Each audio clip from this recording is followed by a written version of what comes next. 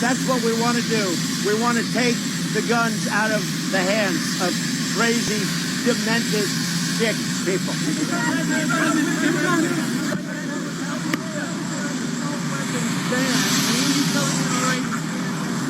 Yeah, we're not looking at that right now. We're really looking at very meaningful background checks. I think it's going to happen. There's great, great support, but we're looking at very, very meaningful background checks.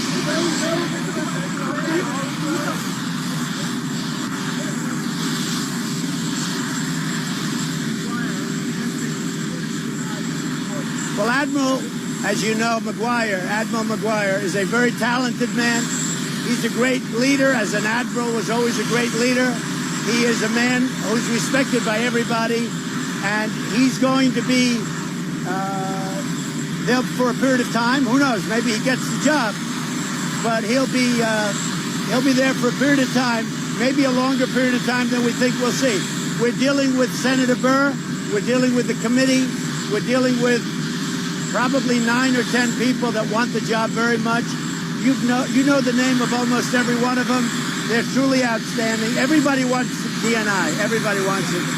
And I will say that the Admiral is such a great choice from the standpoint of now. And maybe he goes further. We'll see what happens. But we're dealing with the committee and Senator Burr. We have people, all of whom you know, highly respected people, will be making a decision in the not-too-distant future. Are you still committed to naming Scalia Secretary of Labor, and when will you send the nomination? So, Eugene Scalia is a highly respected lawyer in Washington. His father, as you know, was the great, great, great Supreme Court Justice. Even the people with not his views would say he was a great gentleman, a great man. Gene Scalia, has had a fantastic career. As you know, he's our appointment for Labor Secretary. I think so far it's been received very well. He is he's one of the finest minds and lawyers in Washington, and I will say so far that's been received very well.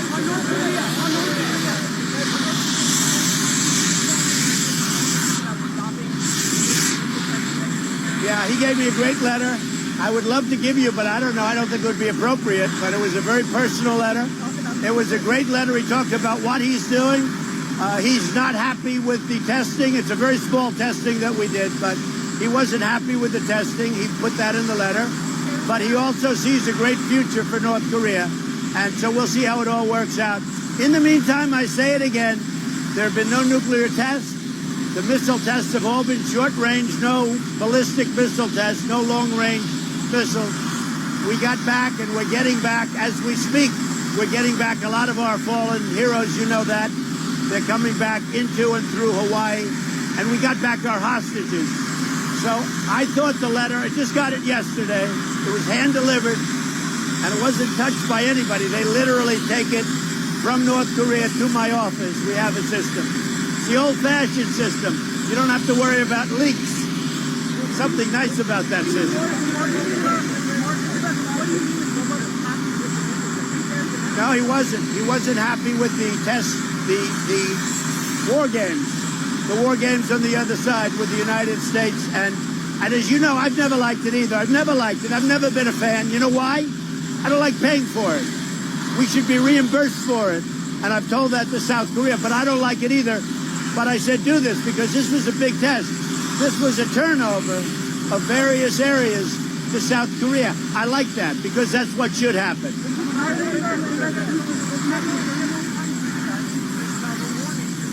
Several countries issued travel warnings to the United States, and Japan simply says some fire is potentially everywhere in the U.S. What's your reaction to that? Well, I can't imagine that, but if they did that, we just reciprocate. We are a very reciprocal nation with me as the head.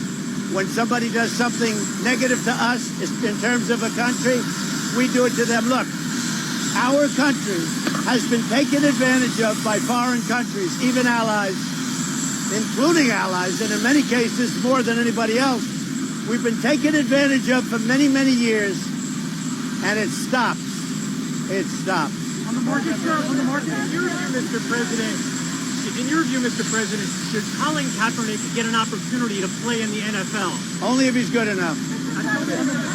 Yeah, if he's good enough. Yeah, I'm not. Why would he play if he's good enough? And I think if he was good enough, I know the owners. I know Bob Kraft. I know so many of the owners. If he's good enough, they'd sign him. So if he's good enough, I know these people. They would sign him in a heartbeat. They will do anything they can to win games. So I'd like to see it. Frankly, I'd love to see Kaepernick come in if he's good enough. But I don't want to see him come in because somebody thinks it's a good PR move. If he's good enough, he will be in. Are you worried about global markets? Are you worried about global markets pulling back at all? Well, the global markets are not as good as our market. Our market has been really good. Worried about the effects, the rollback effects? Well, it's never positive, although you could say it puts us in an even better position.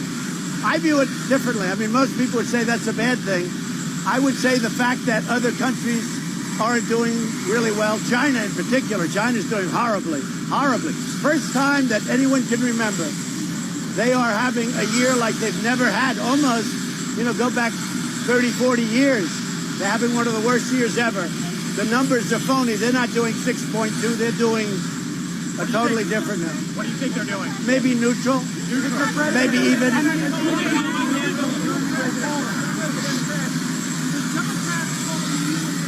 The white nationalists and the white supremacists help you? I don't think it helps. First of all, I don't like it when they do it because I am not any of those things. I think it's a disgrace. And I think it shows how desperate the Democrats are. Look, right now I'm working with the Democrats on meaningful background checks. That's a big thing. Hopefully we can do something. But, so I don't want to focus too much on that. I will say this. For them to throw out the race word again, racist, racist, racist, that's all they use to anybody. They call Nancy Pelosi a racist. She's not a racist. They call anybody a racist when they run out of cards. I'm winning in the polls. They're desperate. They've got lousy candidates. They got bad candidates. I mean, I watch the debates. I mean, Joe Biden can't answer a simple question. Something's going wrong with him. I mean, the only thing is, I mean, a lot of people think that he was the one that wanted Bob Mueller to testify because it made Joe look intelligent, okay? Is your base supporting background checks? I think my base relies very much on common sense, and they rely on me in terms of telling them what's happening. I think meaningful background checks, I don't just say background checks, because we passed background checks a number of times, meaning the Democrats, but everybody knew they weren't that strong. I think meaningful background checks are a real positive. Politically, I can't tell you. I don't know, good, bad, or indifferent. I don't care politically. I don't want to have crazy people having guns.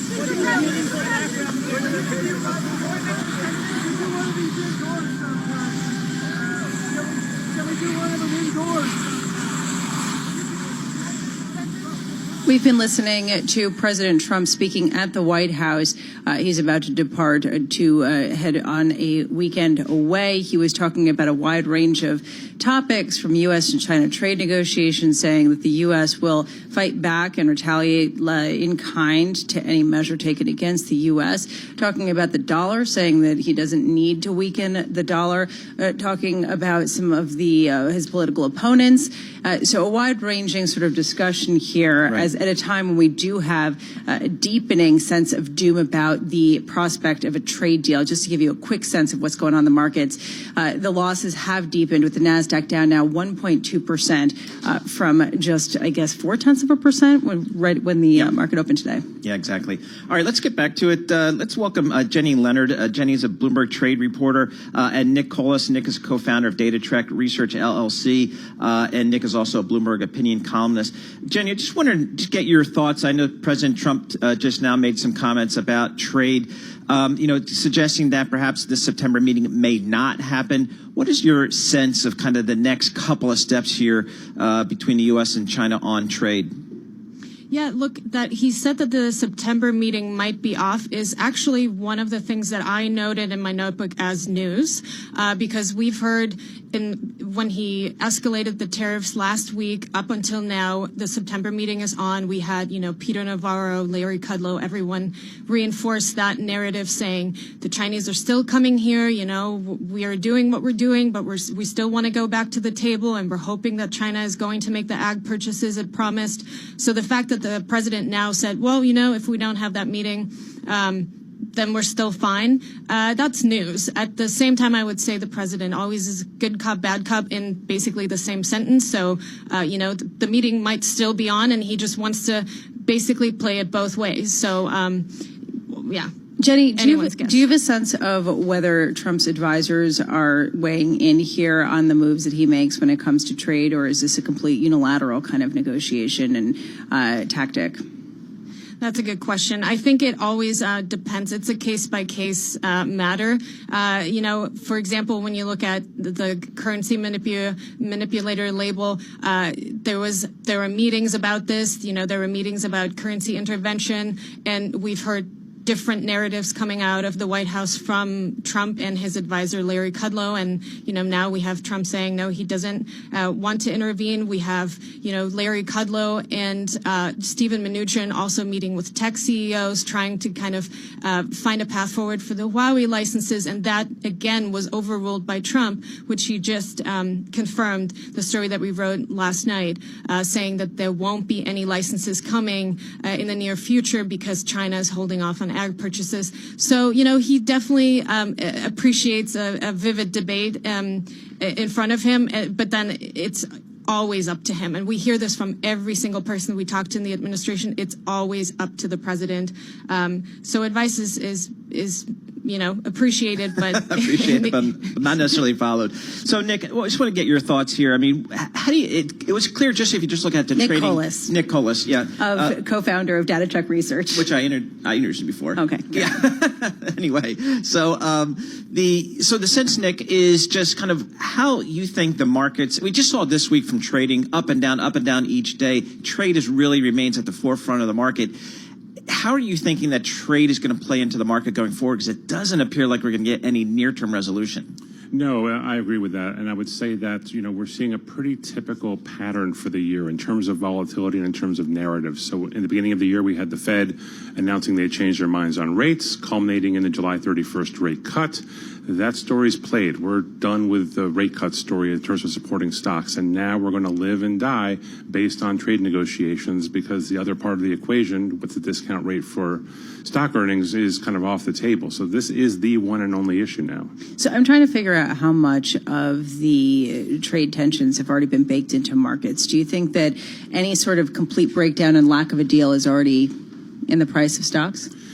I think that the majority of it is. We did a survey of our clients just last week and asked them when they thought a trade deal would happen, and the majority said not until after 2020, after the elections. And these are all professional investors, so I would say that that expectation is largely baked in. What's not baked in is what impact that has on global growth in 2020, what impact that has on earnings in 2020, and to what degree it further endangers, particularly Europe, in terms of a recession. So, Jenny, I just want to bring you back and get your sense of, as we think about trade here, I know you follow this very closely down in D.C. Is the consensus growing that we won't get a trade deal till probably after the election? If you listen to the president and his advisors in the past couple weeks and days, it seems like it, because he is really upset about the fact that it seems like China is trying to wait him out and waiting for a Democratic president to come in and what he says, get an easier pass on a trade deal.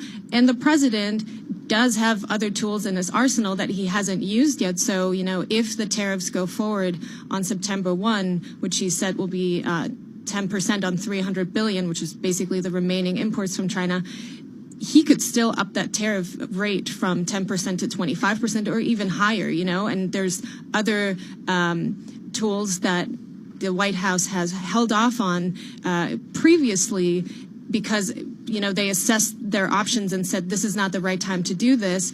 But those advisors say could be back on the table, and that's something like sanctions on Chinese surveillance companies that we've written about months ago, and that were put on hold because it looked better in the trade talks, and now it looks worse. So those could easily be back on the table. Jenny Leonard, we're going to let you get back to it. We really appreciate you spending the time. We know you're always busy trying to cover the progression of these trade negotiations. Jenny Leonard is a Bloomberg trade reporter coming to us from Washington, D.C. Nick Cole is still with us. Nick, I want to get your sense of what the best trades are given this protracted trade war that could potentially deepen even further.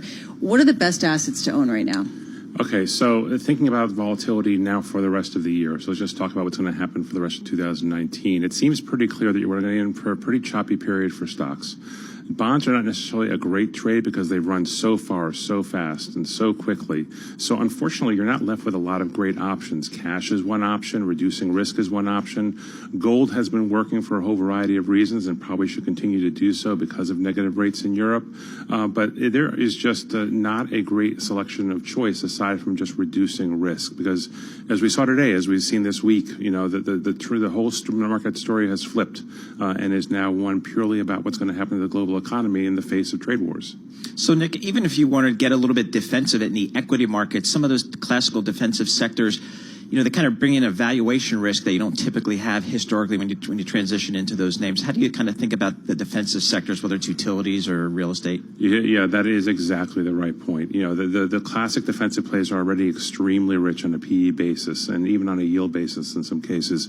And that's why it's hard to recommend any of them. I think if you had to put a finger on one, if you really want defensive utilities, 96% of revenues are in the U.S., so at least there's no international exposure, and you get a yield pickup. But aside from that, it's really tough. That's why, we're telling clients just de-risk, take equity risk off the table. So here's the reason why I struggle with that. You've got all of these companies that have been buying back their shares and accelerating their purchases when the market does sell off, or at least that's what Goldman Sachs analysts have been putting out there. Doesn't that provide enough of a technical boost that stocks are going to be fine? Public equities are going to be okay as long as there isn't a material deterioration. Yeah, 2 points. First, look at Q4 2018. Buybacks were very heavy last year. It didn't help in Q4. Point number two is you're right. I mean, corporate net income basically goes into dividends and stock buybacks and nothing else, which means that buybacks are directly correlated to stock and earnings. If you see earnings go flat, then buybacks go flat. If you see earnings go down 10%, then buybacks go down 15% because you still have to cover the dividend. So if that's the only leverage point, then it makes companies and stocks very beholden to earnings outlooks. And that hasn't been great this year. Down 0.5% in the first quarter, probably flat in Q2, down in Q3, probably flat in Q4.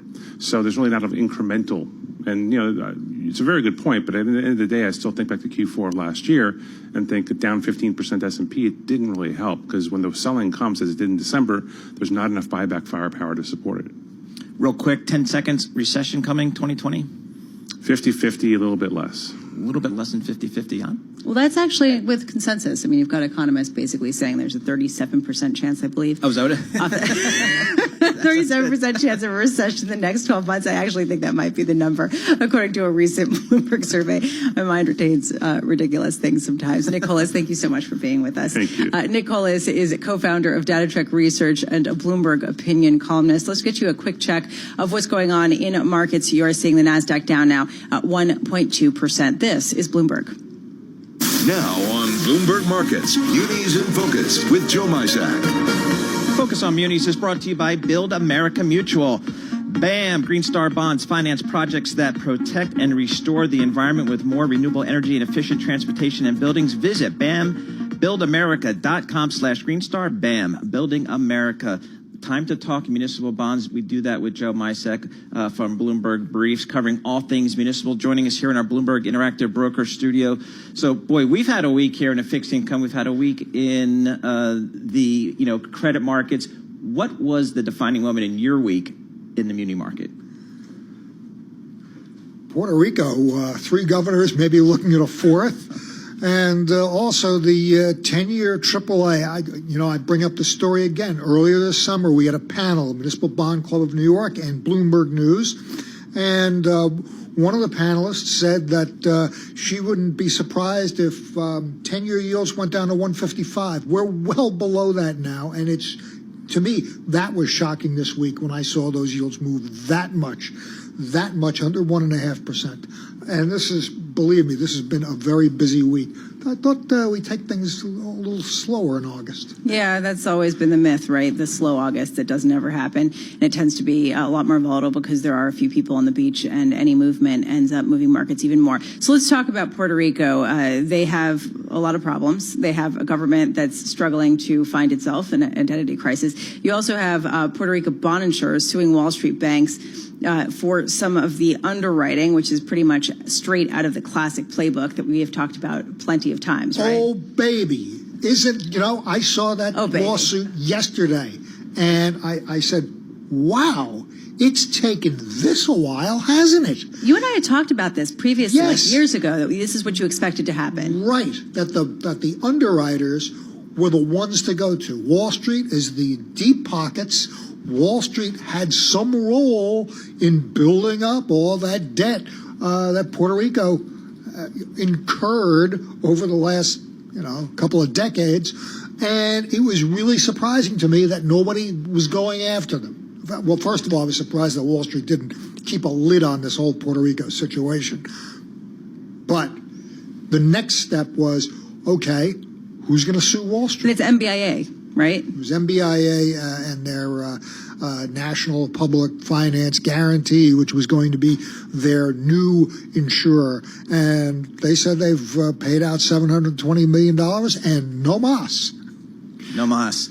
Does Puerto Rico what is the role of the governor in terms of moving the process forward? Is it, because it seems like we've had, again, so much turnover in the governor's role. What is the role of the governor in actually pushing the process forward?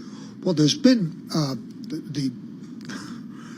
the governor, 2 steps ago,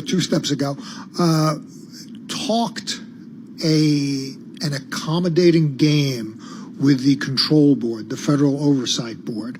But when it came down to it, he really did not comply. He did not make the cuts the board wanted to make, and in fact filed a lawsuit against the board. So the new governor, whoever it may be, the one we have right now, Governor Vasquez, presumably smooths the way for reform and restructuring in Puerto Rico rather than digging in her heels and fighting it. Joe, is anyone actually trading this stuff anymore? Puerto Sure. Rico bonds? Oh, yeah. The most actively traded Puerto Rico, the most actively traded bond in the market yesterday was the Puerto Rico restructured COFINA, which is, you'd be surprised. Yes, people are still trading, those, especially those restructured bonds. Oh, yeah. And, you're going to ask next, well, Joe, how are the prices? About unchanged. We don't even need to be here, Paul. Yes. We can just check out. He can just do the interview himself. So, and the prices? They're about unchanged, That's right. Come on, it's munis. Yeah, well, that's not true. Puerto Rico bonds have been very exciting. Joe Mysak, who covers all things municipal bonds for us, for the Bloomberg Brief. Focus on Munis is brought to you by Build America Mutual. BAM Green Star Bonds finance projects that protect and restore the environment with more renewable energy and efficient transportation and buildings. Visit buildamerica.com/greenstar. BAM, building America. Honestly, I think it is, Puerto Rico has been an amazing story for a long time, and people have made and lost a lot of money on Puerto Rico bonds. Definitely interesting to see. Finally, as Joe Mysak and I talked about really years ago, finally someone is trying to come out and sue the big banks, because that is the classic playbook. It is. That's where the money is. That's where the money is. Go after them. Say you did wrong, and perhaps there will be political will behind you as well. I'm Lisa Abramowitz, along with my co-host and colleague Paul Sweeney. This is Bloomberg.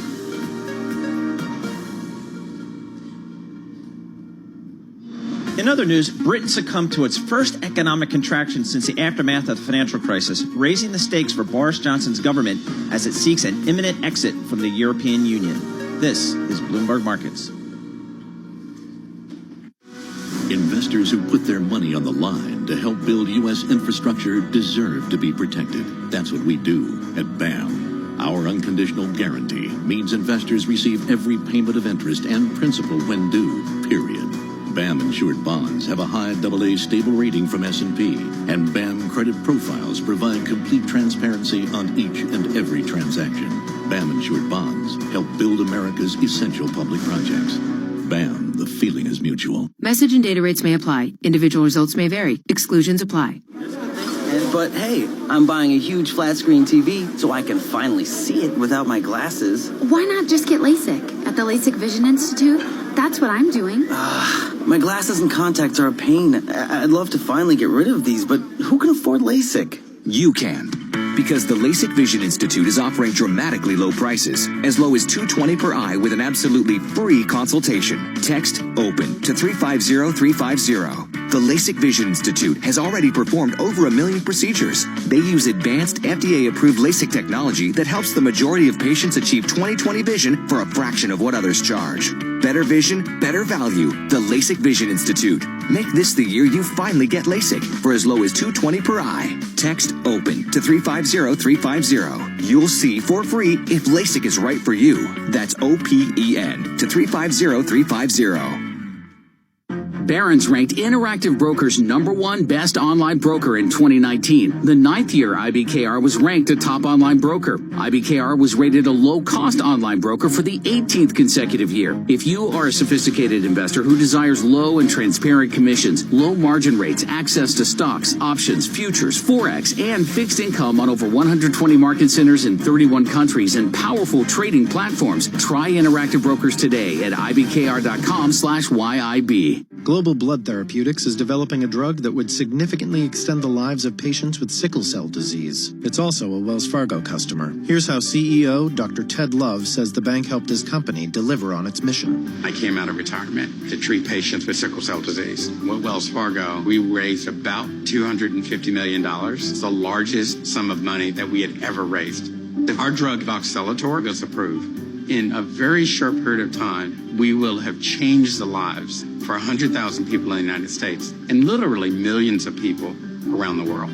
Wells Fargo bankers average over 15 years of experience in healthcare banking. They're making a difference where it matters. Find out more at wellsfargo.com/healthcarebanking. Garden State Dining presents New Jersey's finer restaurants. Enjoy casual fine dining at Rustica Restaurant in Cliffside Park. There's a new chef, a new Italian-American menu, and classic service in the most elegant, art-filled dining room. Rustica Restaurant and Lounge, a Gold Coast favorite on Gorge Road in Cliffside Park. Dining al fresco at the Pico Tavern is like being at a summer resort. Enjoy exotic drinks on one of their 4 patios, $1 oysters on Wednesdays, and Thursday is lobster night. The best Sunday brunch is at Mike Monaco's Pico Tavern, old school Italian cuisine located in Hackensack. When you think of the Meadowlands and great food, one name comes to mind: Segovia. Segovia Restaurant, Segovia Steakhouse, and now the new Segovia Maison. Segovia, one name, and now 3 great restaurants in the heart of the Meadowlands. Imagine an Italian restaurant so good that New Yorkers travel to New Jersey for. That's Grissini in Englewood Cliffs. Grissini, where you can enjoy Chef Alberto's homemade pastas and amazing new creations. The Zagat-rated Grissini, high-end Italian dining in Englewood Cliffs.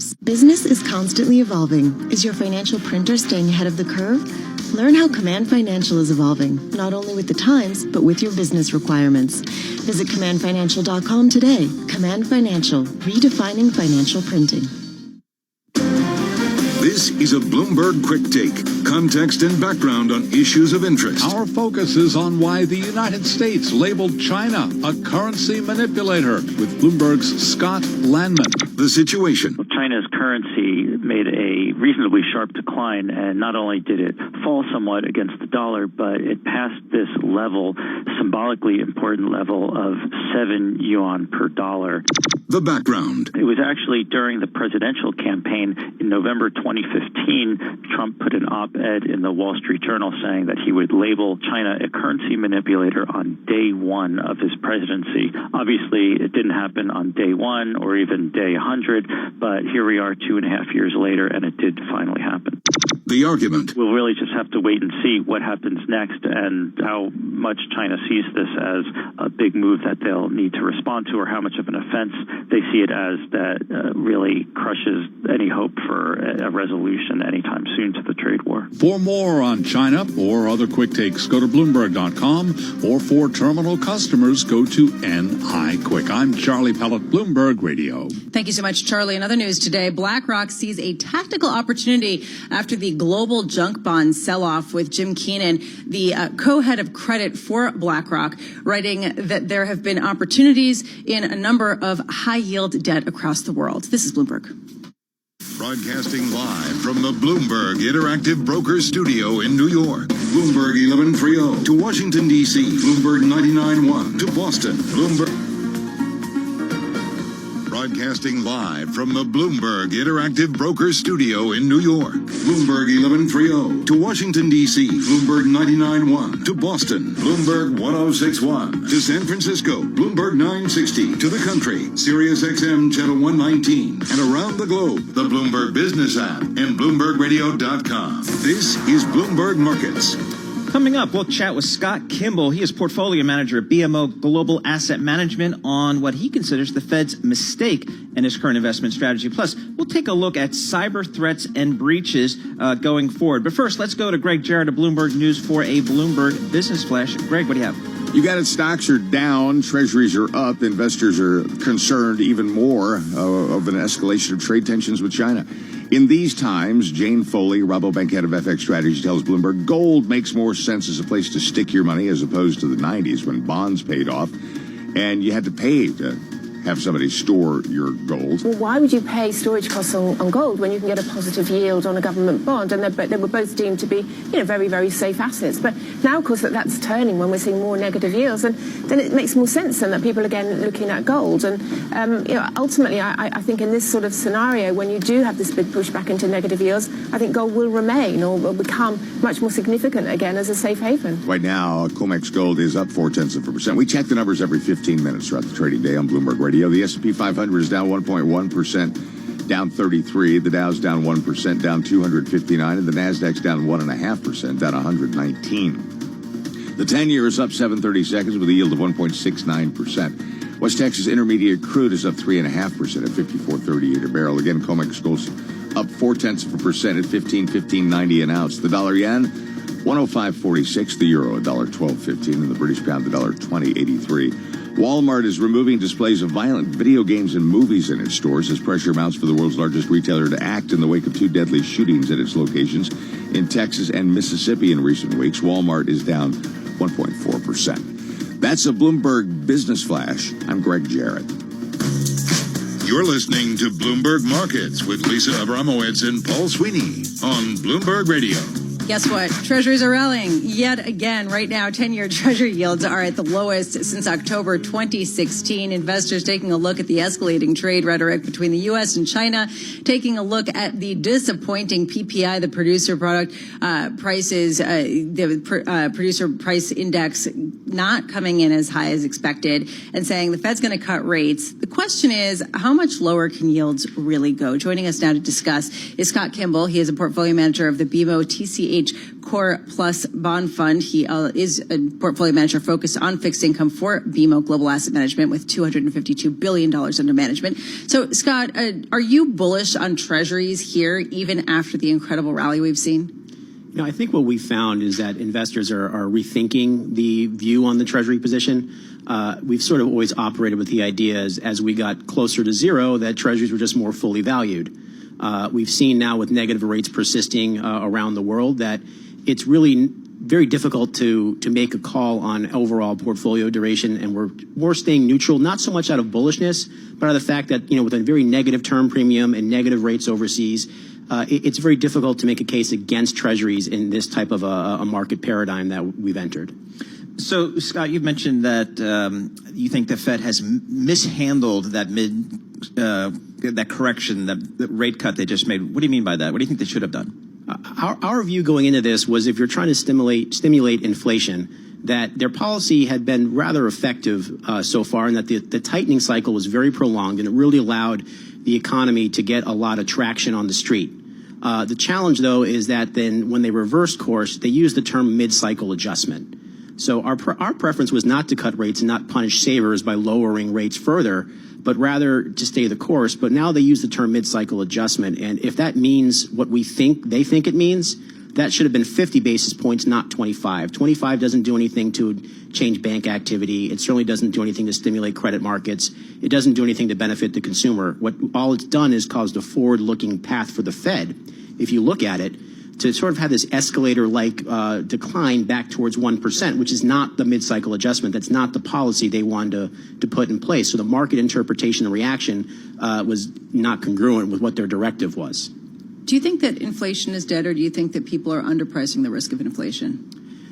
Inflation for now, in our opinion, is not going to be too much of a challenge. You know, in our Core Plus fund, we've exited most of our inflation-linked positions, and the challenge that we think, particularly as it relates to the Fed, is inflation over the long term will have mechanisms and times where it will accelerate. And we do think this expansion in the U.S., although it's been the most hated one in history, is pretty durable. But the challenge is the old inflation model doesn't account for things like transparency in pricing. If you think about the power of transparency you have from just a smartphone from a consumer perspective, that's squeezing retail margins. It's causing a recycling in the labor market away from retail, and all of that is very disinflationary. So for this, whatever's left in this cycle, we don't see inflation as a problem. So given where we are with your outlook for the Fed and inflation, kind of how are you thinking about your allocation of investment grade and high yield and emerging markets? How do you kind of stack them? Certainly. I'll start off by saying an area that we're not focused on right now is emerging markets. Okay. The exposure to the global economy is already seeping into the U.S. corporate bond market enough that if you add emerging market debt, the spreads and yields there are not giving you, in our estimation, the extra compensation you need to include them. High yield, we will acknowledge some repricing, primarily energy, has opened up the door. If you've been watching a few bonds that, boy, I'd like to buy that at 6, 7, or 8%, but it's been yielding 4, and now it's repriced. It is a good opportunity to find some exposure.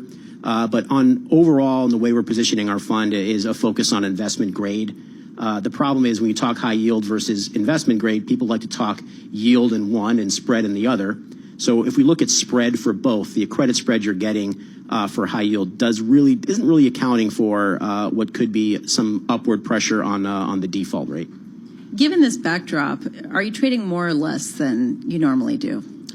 Less, much to probably the chagrin of some of our counterparties. No, but this is interesting to me because it seems like a lot of people are in the same boat. It's sort of not much incentive to really shift your portfolio around. I agree. So interestingly enough, if you look at our Core Plus fund, our average turnover statistic is about 40%, and we tend to take on positions with a 12 to 24 month kind of an outlook. But even now, our turnover is probably lower. We're probably running closer to 25. And to your point, if you have a bond and you're comfortable with the story and it's giving you a yield premium, if you want to sell it, you have to replace it.